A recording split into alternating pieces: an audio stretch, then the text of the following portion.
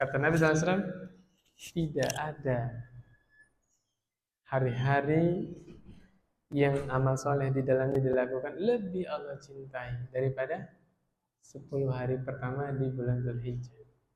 Nabi bilang enggak ada. Sampai sahabat bilang, walal jihadu fi sabilillah ya Rasulullah sallallahu alaihi wasallam. Jihad di jalan Allah juga enggak bisa ngalahin. Walal jihadu fi sabilillah. Padahal masih hangat di memori kita, kenangan kita. Di bulan Ramadan ada apa? 10 hari pertama di bulan Ramadan. 10 hari terakhir di bulan Ramadan. Nah, di 10 hari terakhir itu ada apa? Lailatul Qadar. Yang seseorang, Waalaikumsalam warahmatullahi. Yang seseorang apabila beramal soleh bertepatan dengan Lailatul Qadar, apa yang Allah kasih? Allah limpahkan pahala untuk hamba tadi. Berapa pahalanya? Lebih baik daripada orang ibadah rutin selama atau 84 tahun. Saya bulatkan 84. Kenapa? Khairun. Lebih baik. Ya. Tidak sama dengan 83 tahun. Enggak. Khairun min alfi syahrin kan? Saya ulangi lagi ya. Seseorang yang beramal soleh bertepatan dengan Lailatul Qadar, Allah limpahkan untuk orang tadi pahalanya berapa? Lebih baik daripada orang yang ibadah secara rutin selama 84 tahun. Allah. Kita aja umurnya nggak nyampe segitu kan?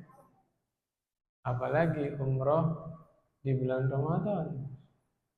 Umroh di bulan Ramadan ganjarannya seperti orang haji bersama Rasulullah SAW. Pun demikian kata Nabi apa? Amalan yang paling Allah cintai, amalan yang dilakukan di 10 hari pertama di bulan Dzulhijjah. Ya Allah. Itu dibahas oleh para ulama. Mana yang lebih Allah cintai?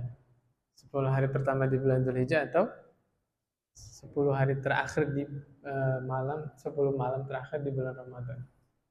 Kalau merujuk ke hadis yang saya sampaikan tadi, Allah lebih cinta 10 hari pertama di bulan Dzulhijjah. Salah satu alasannya yang pertama, di hari-hari tersebut syiar Allah betul-betul diagungkan. Karena musim haji. Itu yang pertama.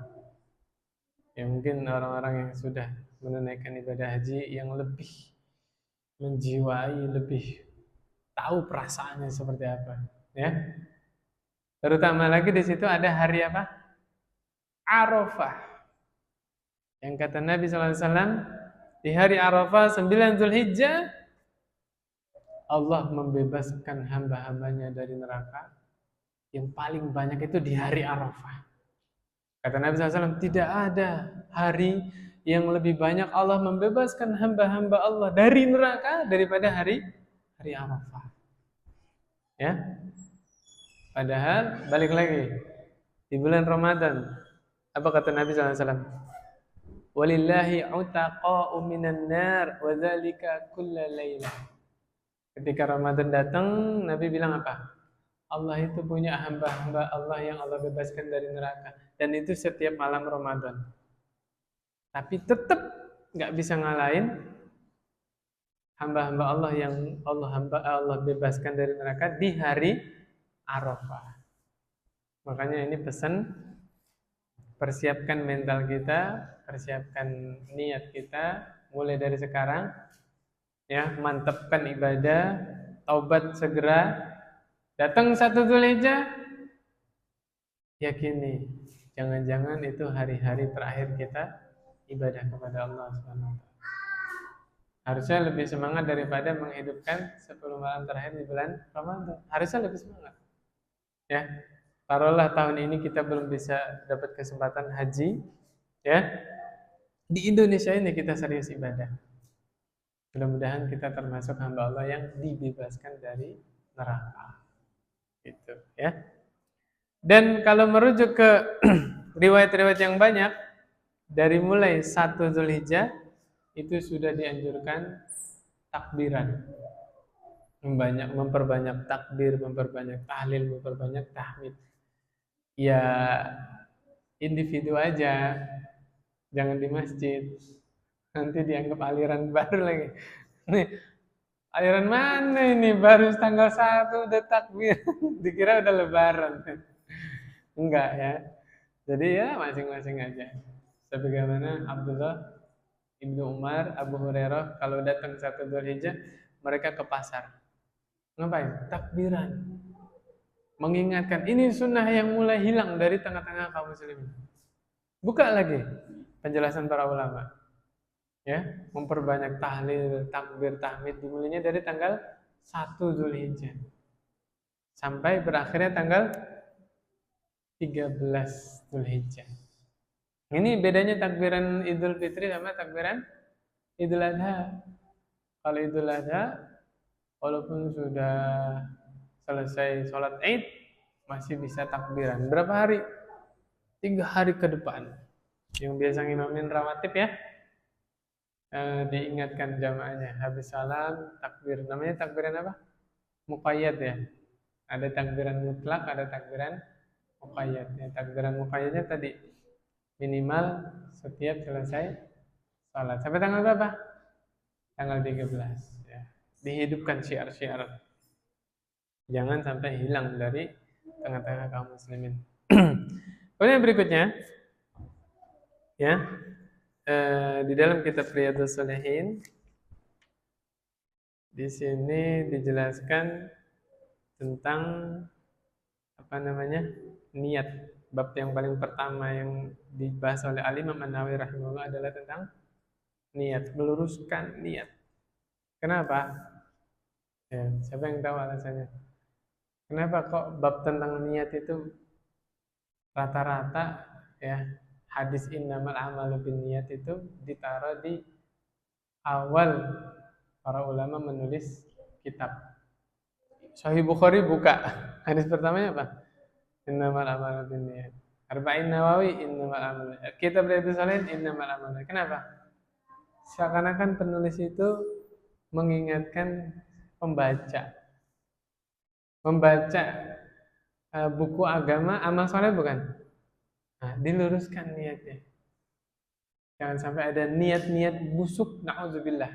Apa itu? Masa belajar buku agama ada niat busuk? Ada. Dia belajar agama ingin membantah para ulama-ulama. Na'udzubillah. Niat busuk yang ada terselubung di dalam hati seseorang. Na'udzubillah. Luruskan niatnya. Kita niat belajar agama untuk apa? Menegakkan hukum Allah di dalam pribadi dan keluarga. Itu dulu luruskan.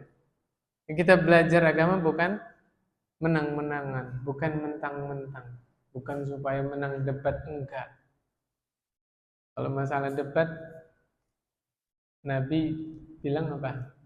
Aku jamin rumah di surga bagi orang yang liman tarakal mira, siapa yang meninggalkan debat. Tahu Imam Malik, Pak? Gurunya Imam Syafi'i rahimahumullah. Beliau Imam Darul Hijrah di Madinah. Ketika ada seseorang mengajak debat masalah agama, Imam Malik, gurunya Imam Syafi'i, dilayanan tidak? Tidak. Apa jawab Imam Malik?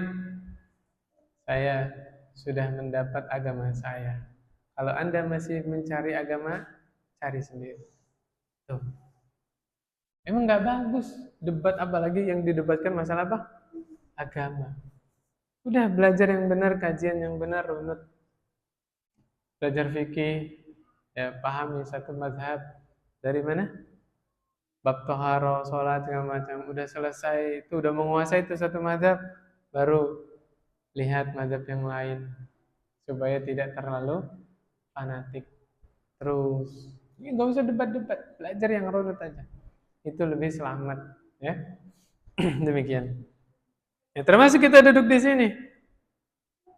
Kita duduk di waktu yang sama, di masjid yang sama, benar nggak? Nilainya di sisi Allah sama? Hah? Beda. Tergantung apa ya? Niatnya masing-masing. Ada yang betul-betul niat apa? Mencari keberkahan dari majelis taklim. Dalilnya mana? Idza marartum birriyadil jannah farta'u. Ya kan kata Nabi, apabila kalian melalui taman-taman surga, mampir singgah. Gitu kan? Ada yang pakai dalil man salaka tariqan yaltamisu fihi ilman sahhalallahu lahu bihi tariqan ila jannah. Ada yang niatnya murojaah. Ya, mungkin teman-teman udah dapat di majelis lain kan tentang niat. Saya ingin memperbarui niat lagi duduk. Ada yang niatnya nunggu waktu sholat. Nah, itu juga luar biasa. Apa kata Nabi? Siapa yang datang ke masjid dalam keadaan punya wudhu. Dari rumah Pak jalan kaki. Setiap langkahnya Allah hapuskan satu kesalahan. Ini pahalanya paling besar yang rumahnya paling jauh. Iya nggak? Setiap langkahnya dihapuskan. Subhanallah. Paling jauh rumahnya, paling banyak dosanya dihapuskan sama Allah. Syaratnya dari rumahnya punya wudhu Pak. Ya, punya wudhu dari rumah itu lebih apa namanya afdal. Yang itu sunnah. Kemudian apa namanya? Bukan kesalahan dong. Allah angkat 1 derajat. Allah tulis 1 kebaikan. Masya Allah. Paling banyak pahalanya yang paling jauh rumahnya. Sampai masjid, ya. Dia dalam keadaan suci, dia nunggu waktu sholat. Dalam kurung apa? Qomat. Selama dia tidak berhadas, dia dihitung seakan-akan di dalam sholat. Ya Allah, ini kita duduk bareng-bareng kalau nunggu waktu sholat isya. Punya wudhu semua ya? Allah hitung kita ibadahnya seperti apa? Di dalam sholat. Belum habis keutamanya lagi. Kemudian didoakan oleh malaikat. 3 doanya Pak. Allahumma gfir lahu, Allahumma arhamhu, Allahumma tub alaih. Ya Allah, ampuni dosa dia. Ya Allah, sayangi dia. Ya Allah, terima taubatnya. Ayo, tinggal milih Bapak niatnya yang mana sekarang di sini. Ya, mau murojaah ilmu, mau apa singgah ke taman surga, mau nunggu waktu salat. Mau serakah boleh, niat 3-tiganya semuanya. Yang dalam kebaikan kan? Ya, subhanallah. Innamal a'malu binniyat wa innamal likulli imri'in ma nawa. Setiap orang itu, setiap amalan tergantung niatnya. Setiap orang mendapatkan apa yang dia niatkan. Termasuk kurban. Nah, bentar lagi kan kurban ya. Punten Pak, titip. Allah kasih kelapangan rezeki berkurban. Bismillah, semampunya jangan tengok-tengok kurban orang lain. Ngapain? Mau banding-bandingan, mau sombong-sombongan. Na'udzubillah. Bismillah Pak, luruskan niat. Minta tolong sama Allah. Ya Allah, ikhlaskan saya ya Allah. Sayang 4 juta, 5 juta, 3 juta keluar.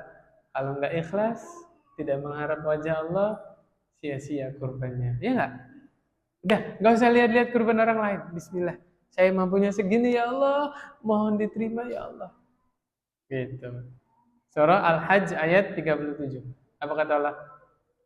La yanalallaha luhumuha wala dima'uha. Daging kurban, darahnya hewan kurban enggak akan sampai kepada Allah. Walaki yanaluhu at-taqwa minkum. Yang sampai kepada Allah apanya? Takwanya itu. Takwa di mana? Apa kata Nabi? At-taqwa hahuna. Yusiru ila sadrihi salah sama rot, ya kan? Nabi isyarat ke saudaranya, at-taqwa hauna, ke dadanya. Takwa itu di sini. Ya, berarti takwa itu bukan di hewan kurban. Ya. Karena kalau takwa di hewan kurban, kasihan yang kurbannya 2,5 juta. Benar nggak? Mungkin nggak orang yang hewan kurbannya harga 2 juta itu lebih besar pahalanya daripada hewan yang kurban sapi? Mungkin nggak? Oh, sangat mungkin sekali. Karena keikhlasan itu bertingkat-tingkat. Sangat besar kemungkinan jamaahnya lebih bertakwa daripada penceramahnya. Ya kan? Nabi yang bilang, Mana dalilnya? Kalau jamaahnya lebih baik daripada penceramahnya. Uwais Al-Qarni. Apa kata Nabi? Khairu tabi'in Uwais Al-Qarni. Sebaik-baik tabi'in adalah Uwais Al-Qarni. Pernah dengar Uwais Al-Qarni itu adalah ulama hadis? Bukan. Uwais Al-Qarni ulama tafsir? Bukan. Ahli fikih? Bukan. Siapa beliau? Ayo, siapa? Hah? Orang biasa yang ketua RT-nya aja nggak kenal siapa dia. Masih ingat ceritanya ketika musim haji dari kabilah Qarn dari Yaman datang ke Mekah. Umar nyari ketemu kabilah Qarn yang dari Yaman, nanya ke kepala kabilahnya, kepala sukunya itu, mana Uwais? Uwais, siapa Uwais? Gak tahu. Ketua RT-nya aja nggak tahu siapa Uwais. Apa kerjanya? Hah? Cari pakan ternak, ya, mandiin ternak, nyuci piring di belakang. Ya, siapa yang tahu pesuruh kayak begitu? Ya kalau bahasa sekarang apa office boy kayak gitu ya? Nggak tahu. Tapi Nabi kasih petunjuk ke Umar. Di mana? Di lambungnya itu ada bekas belang. Dulu Uwais Al-Qarni itu punya belang seluruh tubuh, berdoa kepada Allah, Allah ijabah. Subhanallah Pak, Uwais doa, ya Allah, sisakan sedikit penyakitnya. Allah Akbar. Kalau kita beda doanya kan. Kalau kita tuh pengen sembuh sempurna. Uwais gak mau Pak, sisakan sedikit. Biar apa? Setiap melihat bekas penyakit itu, dia ingin mensyukuri. Saya dulu punya penyakit, terus Allah sembuhkan. Allah Akbar. Lihat Pak, wa qalilan min ibadiyas syakur. Benar nggak? Sedikit hamba-hamba Allah yang tahu berterima kasih itu sedikit. Bisa dihitung jari. Bagaimana kita bersyukur kepada Allah? Ibadah Pak. Pada hakikatnya kita jaga salat 5 waktu dalam rangka apa? Berterima kasih kepada Allah. Ya Allah, saya sudah diadakan. Dulu saya nggak ada. Ingat gak Pak? Dulu saya nggak ada, kemudian Allah adakan. Sudah ada di bumi, Allah jamin, Allah fasilitasi semua kebutuhan kita, kehidupan di dunia. Ya nggak? Mana rasa terima kasih kita kepada Allah? Makanya saya tuh kadang-kadang malu. Saya belum berhenti dari dosa, ibadahnya belum benar, ya nggak? Tapi sampai sekarang Allah nggak putus nikmat Allah kasih ke kita. Malu nggak Pak? Nah, gimana orang-orang yang nggak mau sholat? Ya, na'udzubillah min dzalik. Nah, kembali ke sini ya. Jadi luruskan niatnya ya. Yang Allah kasih keluangan kurban, fokus sama hewan kurbannya masing-masing. Nggak usah lihat-lihat, nggak usah banding-bandingin sama orang lain. Yang ada nanti hasad. Kalau ngelihat sama yang lebih besar kurbannya hasad ya, ngelihat orang yang kurbannya lebih kecil sombong. Bener gak sih? Na'udzubillah. Sedangkan Allah ingetin dagingnya, darahnya sampai nggak ke Allah?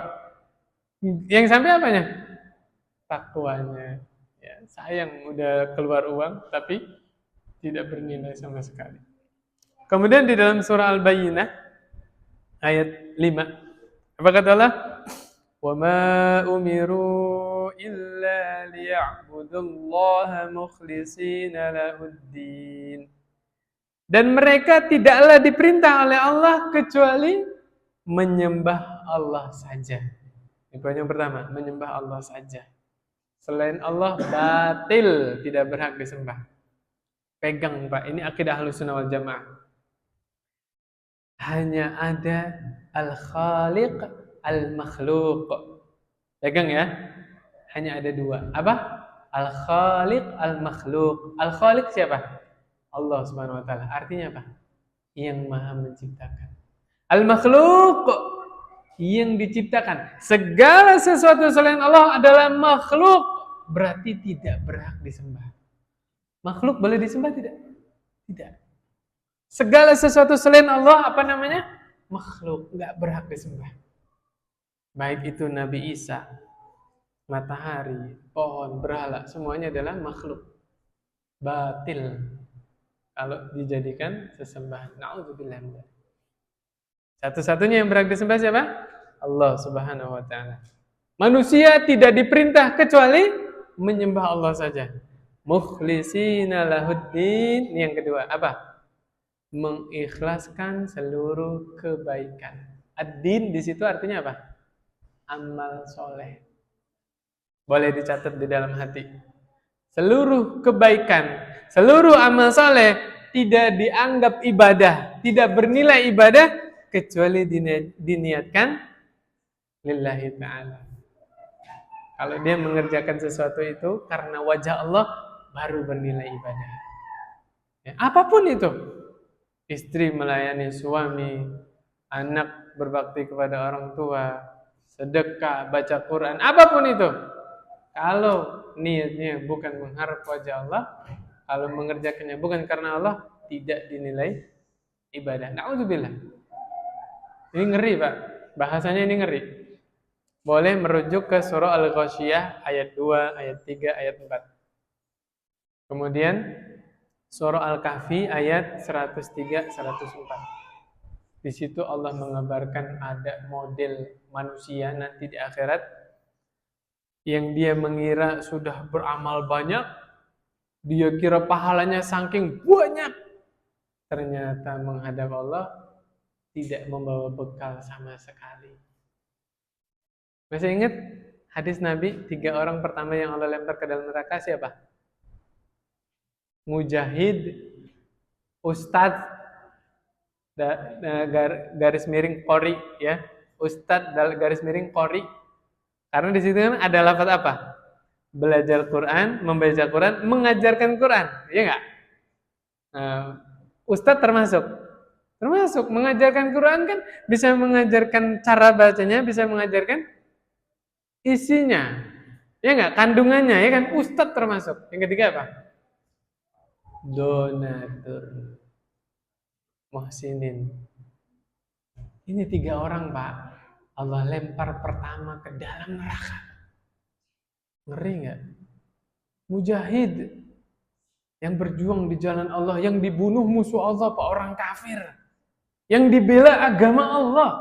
Dia ada di barisan pasukan kaum muslimin, tapi dapatnya neraka. Gara-gara apa? Salah niatnya. Dia berperangnya bukan mengharap wajah Allah.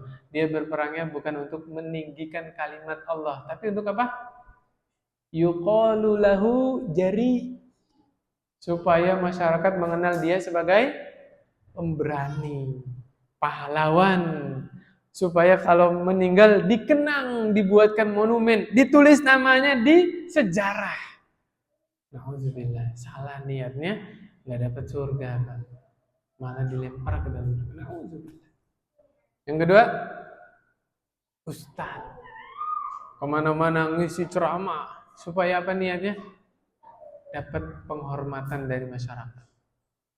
Dipanggil ustadz, udah dapat di dunia kan? Dia ngisi kajian supaya dihormati masyarakat, udah dapat. Orang-orang menghormati dia.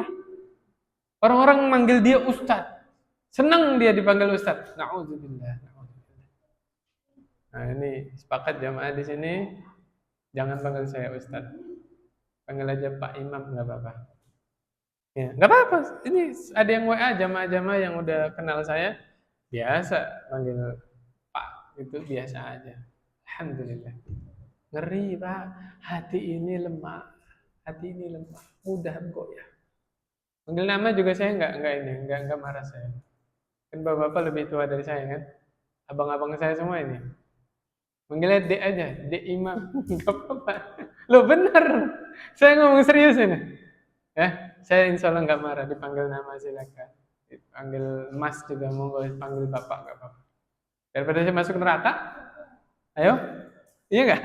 Daripada saya masuk neraka, na'udzubillah. Ya, bantu saya untuk meluruskan niat. Enggak apa-apa, manggil nama juga saya enggak marah. Ya kalau dulu sahabat pakainya Abu ya. Abu siapa? Abu Abdillah, gitu kan? Abu Muhammad. Dulu orang-orang dulu begitu. Sebenarnya itu juga dipakai di Indonesia. Ya enggak? Dipakai, cuman lafadznya apa? Bapaknya. Ini kasih ke bapaknya Imam. Nah, mamahnya, mamanya Haidar, gitu kan? Mamanya Zuhair misalnya, bapaknya Andi, bener nggak? Itu Indonesia begitu, pakai bapaknya, pakai ibunya ya. Kalau di bahasa Arab pakai abu, pakai ummu, ummu Abdillah, Abu Abdillah, ya, nggak masalah. Dan lebih sopan ya. Ya, ini tolong anterin ke ini ayahnya siapa gitu kan? Iya. Gitu. Yang ketiga apa Pak? Hmm? Donatur, la ilaha illallah. Bangun masjid, masuk neraka Pak. Wakaf Quran, masuk neraka. Gara-gara apa? Salah niatnya. Supaya dikenang apa? Ditulis namanya. Donatur, la ilaha illallah. Hati-hati Pak. Innamal a'malu binniyat wa innamal likulli imrin ma nawa. Dia nyumbang supaya dikenal sebagai orang dermawan, Allah kasih.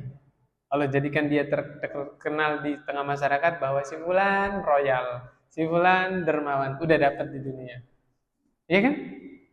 Seseorang mendapatkan apa yang dia niatkan. Makanya salah satu cara yang Nabi ajarkan supaya kita dapat ikhlas, supaya kita diluruskan niatnya ngapain, Pak? Sembunyikan amal. Iya nggak? Kenapa sholat sunnah dianjurkannya di rumah? Ya kalau saya habis sholat maghrib saya pulang dulu, Mbak dia di maghrib di rumah repot Pak. Ini kan karena ada perlu ya, makanya Mbak dia di masjid. Nah mungkin Mbak dia bisa tuh sholat sunnah di masjid, Mbak dianya di mana? Di rumah. Sunnah itu sunnah, ada sunnahnya. Sebaik-baik sholat yang kalian kerjakan adalah di rumah, kecuali sholat fardu. Kenapa Pak? Ada yang bisa jawab? Alasannya kenapa? Kok sholat sunnah dianjurkan di rumah? Hah? Menjaga keikhlasan. Dari situlah kita punya kesimpulan, salah satu cara meluruskan niat dengan cara apa? Menyembunyikan amal. Kita dilatih oleh Allah dan Rasulnya supaya tidak berekspektasi terhadap validasi. Apa validasi? Pengakuan orang lain, ya, pujian orang lain tidak. Kalau judulnya ibadah, itu privasi antara saya dengan Allah. Titik. Saya nggak butuh dilihat manusia. Alhamdulillah Pak, kalau kita ibadah selama ini apa yang dicari pujian manusia, yang dicari validasi, alhamdulillah nggak ada nilainya sama sekali di sisi Allah. Dan yang mengerikan lagi, ria itu salah satu jenis dosa yang pelakunya tidak merasa dia sedang ria. Ya enggak? Nah, saya ulangi ya. Ria adalah salah satu jenis dosa yang pelakunya tidak merasa dia sedang ria. Kalau dia merasa ria, otomatis taubat. Berubah, ya enggak? Sadar kan? Enggak ngerasa. Saya pernah contohin. Nah, mungkin yang sudah sering ikut kajian saya sudah pernah dengar. Contohnya ya, punten ini ya. Ini mah tidak menyebut masjid mana, pokoknya ada lah di masjid ya. Biasanya kalau sumbangan di masjid diumumin. Terima kasih kepada Bapak Haji Fulan yang telah menyumbangkan sebesar 1 juta rupiah. Jazakallahu khairan, semoga Allah membalas kebaikannya. Benar nggak? Diumumin kan? Orang yang duduk sebelahnya. Ria itu Pak. Ini nuduh orang juga, ini nggak boleh juga. Nah, ini pelajaran buat kita. Kita juga nggak boleh suuzon. Nggak boleh menjudge bahwa yang diumumin pasti ria. Keliru. Ya. Suuzon berarti kan? Yang tahu hati manusia siapa? Nah, nggak boleh kita menuduh. Kalau orang setegah terang-terangan kita tuduh dia pasti ria, kita suuzon namanya. Nggak boleh. Orang sebelahnya, ria itu sumbangan jadi umumin. Datang lagi, terima kasih kepada Bu Haji Fulana yang menyumbangkan semen 5 sak. Semoga Allah membalas kebaikan. Orang yang sebelahnya lagi, riya itu. Pas ketiga ya, terima kasih kepada hamba Allah yang telah menyumbangkan uangnya 500.000. Orang yang sebenarnya, itu ikhlas. Saya itu. Paham nggak maksud saya? Ayo, dia ngerasa ria nggak? Enggak, na'udzubillah, ya kan? Padahal dia jelas-jelas kan?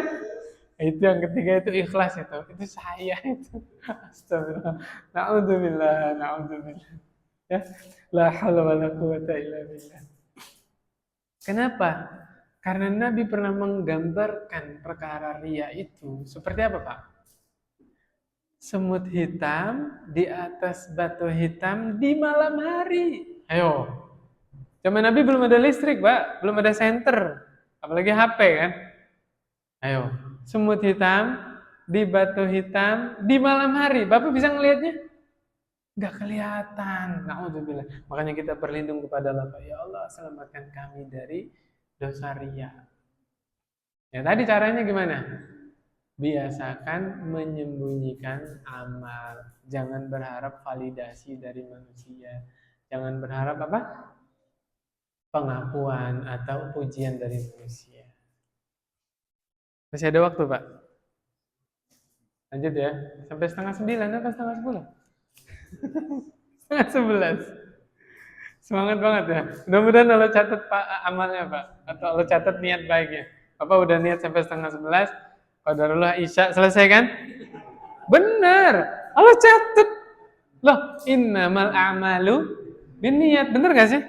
Nah, cuman kan DKI memandang jamaah punya keperluan masing-masing kan. Saya juga kalau yang punya rumah konfirmasi habis Isya saya ngisi lagi Pak di tempat lain. Ya, nunggu di WA saya. Kalau saya gitu orangnya, diminta datang ya saya datang. Kalau nggak ngabarin ya saya nggak datang. Kalau nggak dikabarin masa datang ya. Seakan-akan saya bertamu sama dia gitu kan. Tapi kalau di WA saya diminta, ya udah insya Allah saya datang. Gitu. Ayo masuk hadis. Kita teliti per poin-poin ya. Yang pertama, an Amiril Mukminin Abi Hafsin Umar bin Al-Khattabi radhiyallahu anhu. Qala sami'tu Rasulullah sallallahu alaihi wasallam yaqul. Dari Amirul Mukminin siapa? Umar ibn Khattab. Umar ibn Khattab punya kunyah, Pak. Siapa? Abu Hafs.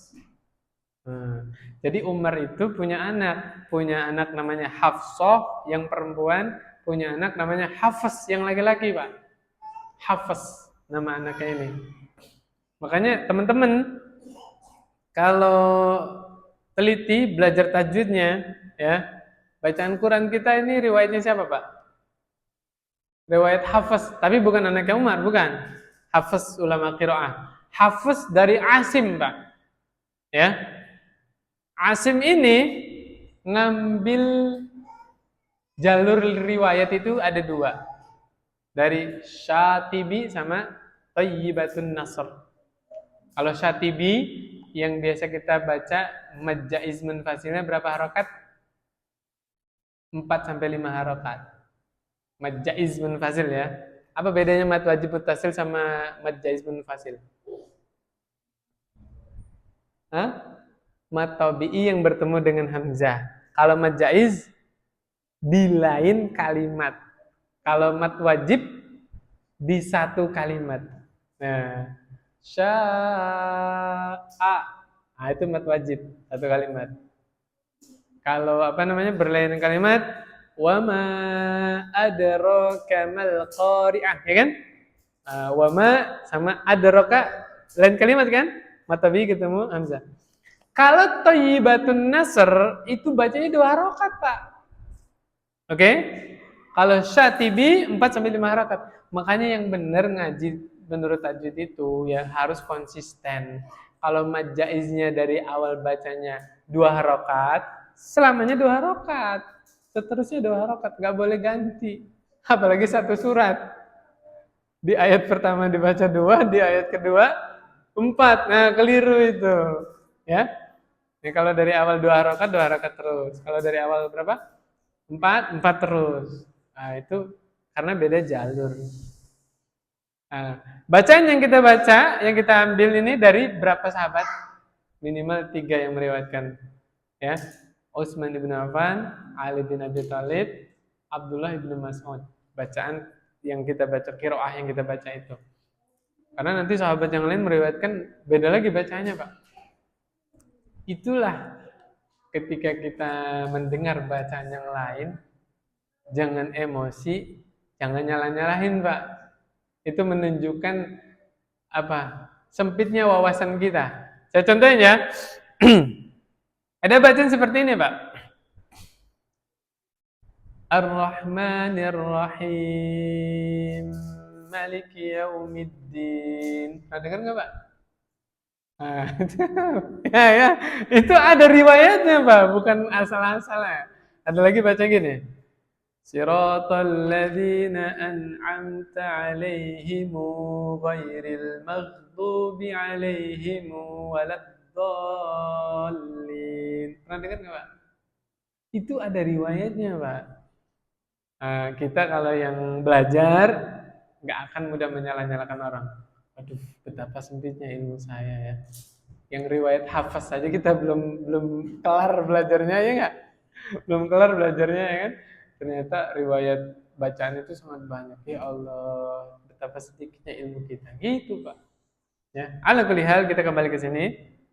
Jadi Umar Ibn Khattab ini beliau salah satu Amirul Mukminin dari 4 Khulafaur Rasyidin. Yang kedua, beliau punya kunyah apa? Abu Hafs. Kemudian sahabat yang saya baca biografinya, beliau punya karomah. Tahu karomahnya Umar? Kalau lewat satu jalan, nih misalnya ini gang ya. Nah, setan nih mau lewat sini nih, Pak. Tahu Umar mau lewat sini, muter dia, Pak, balik. Gak berani lewat jalan yang di situ ada Umar. Allahu Akbar. Itu karomahnya Umar, Pak. Tahu Bapak, kenapa kok setan takut sama Umar? Kenapa? Karena Umar Ibn Khattab orang yang paling tegas, amar ma'ruf nahi munkar. Setan itu paling benci sama orang model begini nih. Gara-gara orang yang model begini, agama Islam tegak, syariat Islam tegak. Setan nggak suka sama orang begitu. Dan ini terulang di zaman Imam Ahmad bin Hanbal. Nah, ini kita belajar juga ya supaya nggak salah paham nih ya. Di zaman Imam Ahmad bin Hanbal, siapa Imam Ahmad, Pak? Salah satu muridnya Imam Syafi'i, Masya Allah. Ini muridnya aja kayak begini nih, apalagi gurunya nih ya. Gimana Imam Ahmad? Di kampungnya Imam Ahmad lagi ada orang kesurupan, Pak. Biasa kan kalau orang kesurupan nyari apa? Nyari ustadz. Suruh ngeruqyah, bener gak?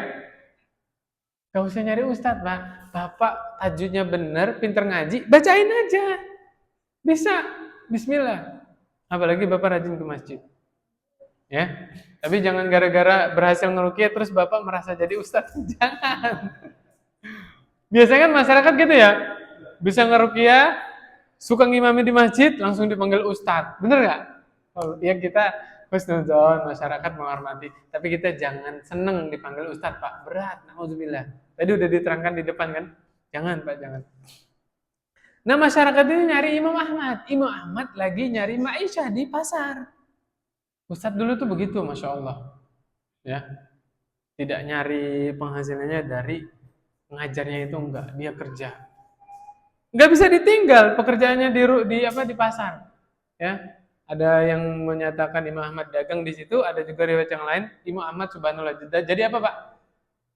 Kuli panggul, Allahu Akbar. Seorang imam, Pak. Hafal 1 juta hadis. Gak malu jadi kuli panggul. Kenapa? Nabi pernah bilang, sebaik-baik makanan yang dimakan oleh seorang hamba adalah hasil usaha tangannya sendiri. Tidak bergantung kepada orang lain. Ya, tidak minta-minta. Apalagi makan uang rakyat. Na'udzubillah. Rakyat Konoha sebelah sana, Pak ya. Negara kita emang paling baik-baik aja. Negara kita paling terang, cemerlang. Gak ada itu Indonesia gelap, gak ada. Lanjut Pak ya. Apa yang dilakukan Imam Ahmad ketika diminta tolong di kampungnya ada yang kesurupan? Imam Ahmad lepas sandalnya Pak. Nyoh, bawa sana.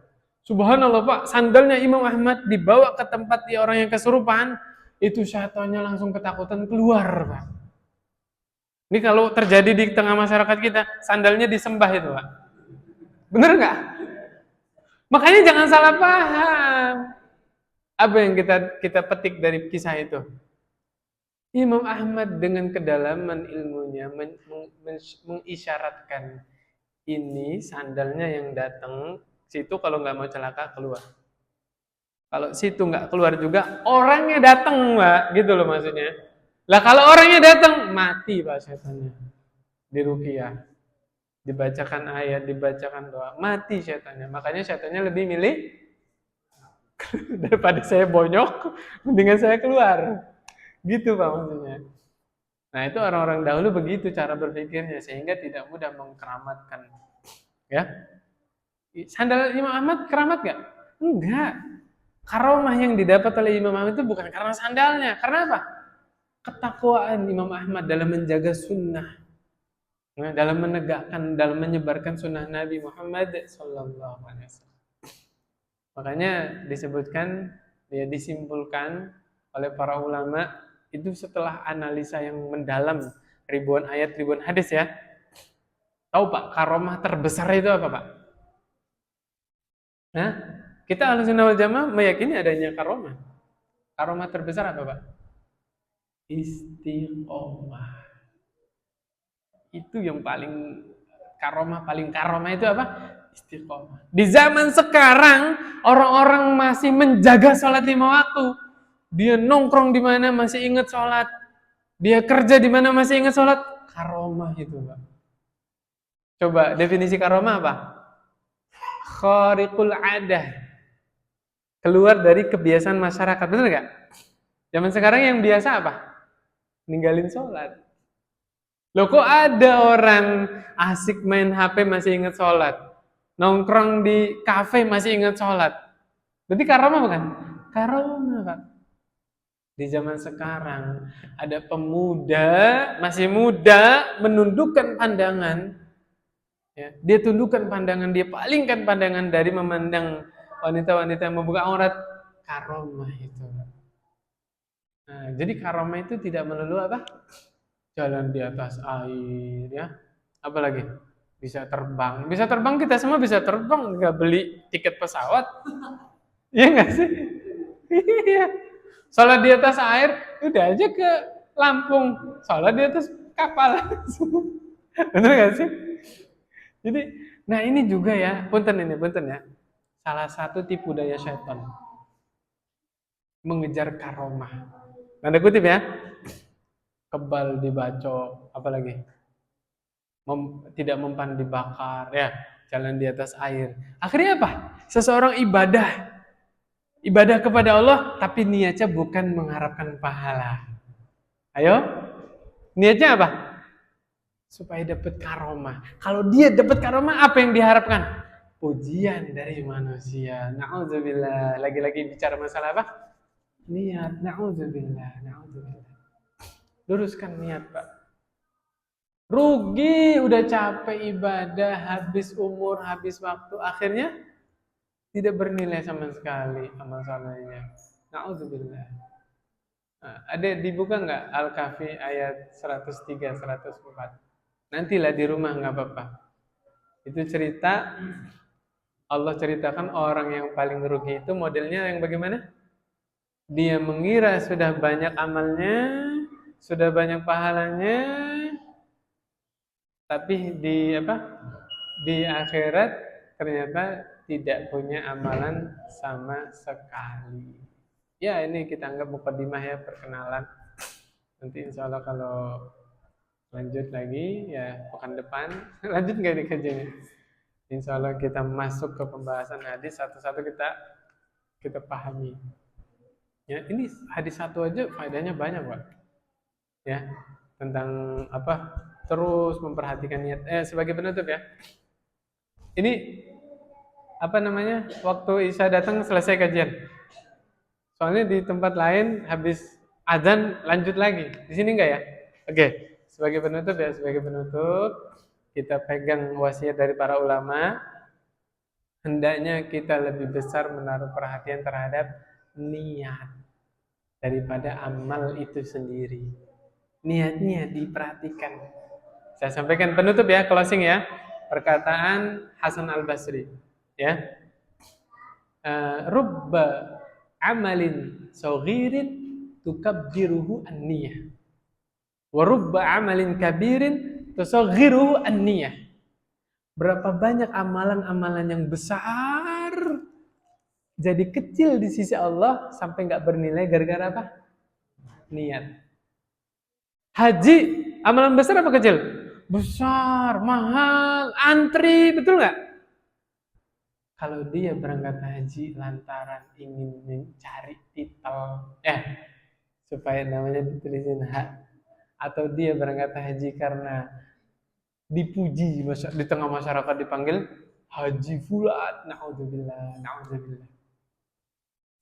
Sebaliknya apa? Berapa banyak amalan kecil bernilai besar di sisi Allah gara-gara apa? Niat. Ada pelacur yang Allah ampuni dosa-dosanya gara-gara apa? Kasih minum seekor anjing, betul nggak? Ada seorang pemuda yang mondar-mandir di surga gara-gara apa? Menyingkirkan gangguan dari jalan.